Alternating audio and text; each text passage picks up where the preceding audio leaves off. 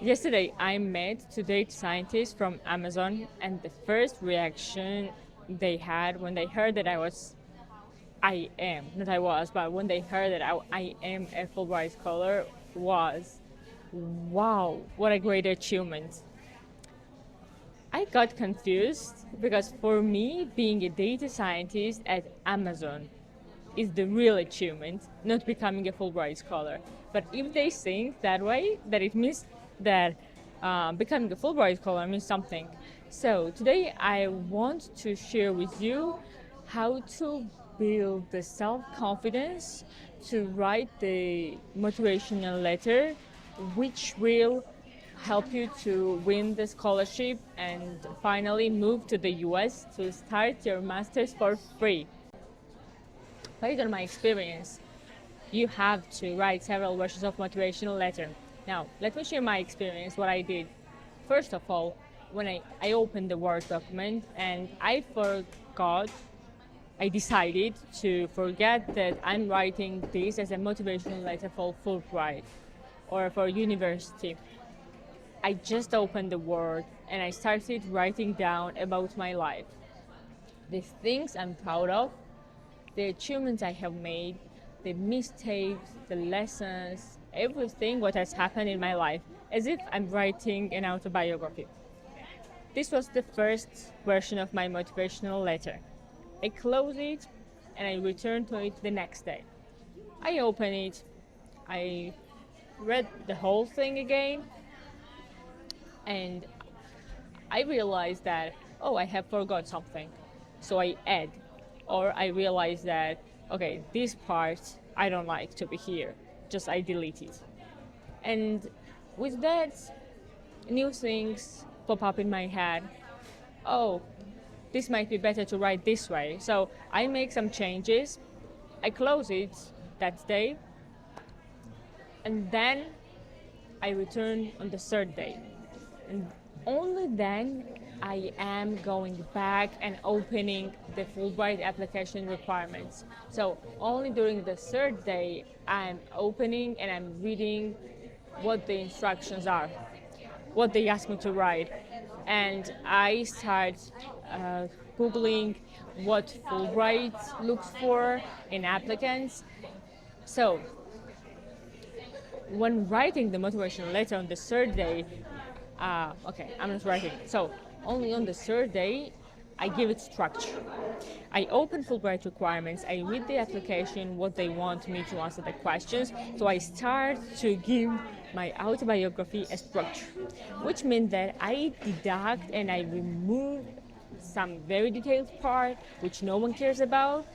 This is our third version of motivational letter. The next day, I open it again, and I have already structure. I know that I need this motivational letter to win the scholarship, to win and study for free, which means that they don't care. They don't care about my hobbies or drawing skills or what I do on weekends. They care more about the achievements I have made during the university time. If I was enrolled in something else, I might mention it, because if you have won several competitions, or I don't know, you do something and you do it really well, this is the option to mention it. But do not write 2 or 3 paragraphs about it, even half of the paragraph is enough, but just put it there. You never know who will read your motivational letter. So just whatever is important to you, whatever makes you different, mention in your motivational letter. And we stopped at the 4th day, right? And the last day is our final version, where we read it, we make some changes, and for the final, this is our final version, and we close it. We close it, so we have written 5 versions of motivational letter. Now the question, are we done? No.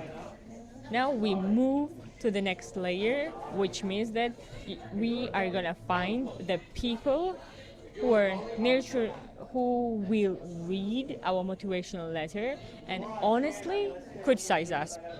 We don't want those friends who are praising us all the time, who all the time just see the great things in us. We don't want those friends. We need someone who will criticize us and who will give us direction where and what we can improve there. Okay. So we send our personal statement to that person who will also take time. You don't know about her or his schedule. You never know how many days they will take. They might return back to you after one day, or they might take 1 week or 2 weeks. So with this, I'm giving you the best advice I can give you.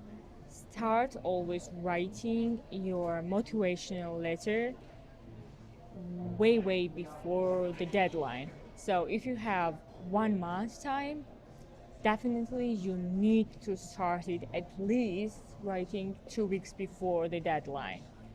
And this is the worst case scenario. The best case scenario is whenever you find out that, okay, you want to apply to this program, you're going to open the Word document and start writing your autobiography. Because I guess in 2 weeks' time, there is not much, right, that you can change in your life.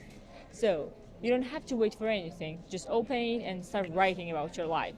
The main idea of my recommendation is this: to not look at your motivational letter as something written for the university, for the scholarship, for winning, for the competition.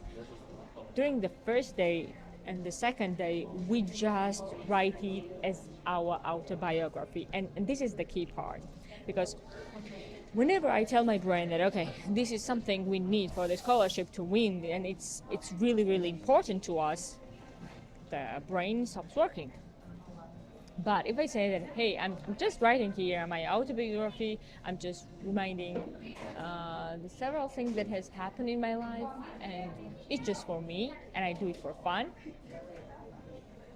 some parts in the brain open, and I remember all those details that otherwise I would not. Yep.